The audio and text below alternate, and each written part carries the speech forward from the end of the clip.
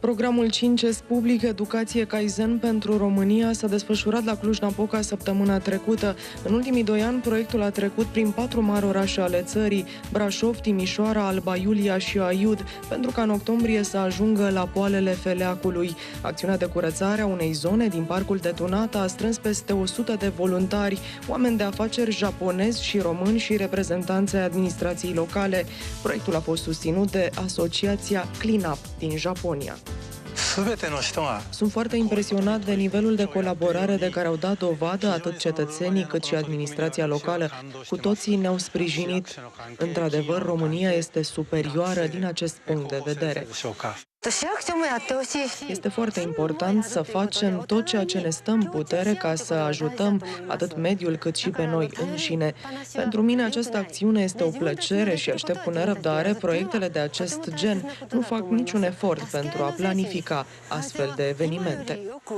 5S este un mod de exprimare al spiritului Kaizen. Metoda este simplă și poate fi aplicată oriunde, oricând și de către oricine, însemnând în primul rând schimbare în bine.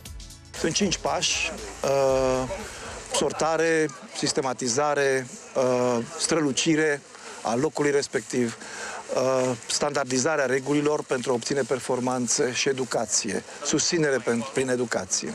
Japonezii prezenți la Cluj au 20 de ani de experiență în acest domeniu. Astfel de acțiuni au început în Tokyo și au fost răspândite în alte colțuri ale lumii. Filozofia Kaizen înseamnă a scoate în evidență și a reda lucrurilor valoarea pe care o aveau la origine prin curățenie.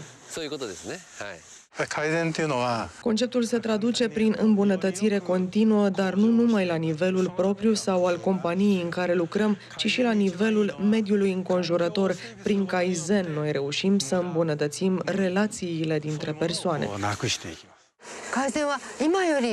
Eu iubesc foarte mult acest sistem care nu se referă doar la curățenie, ci și la o evoluție spirituală a persoanelor care pun conceptul în practică.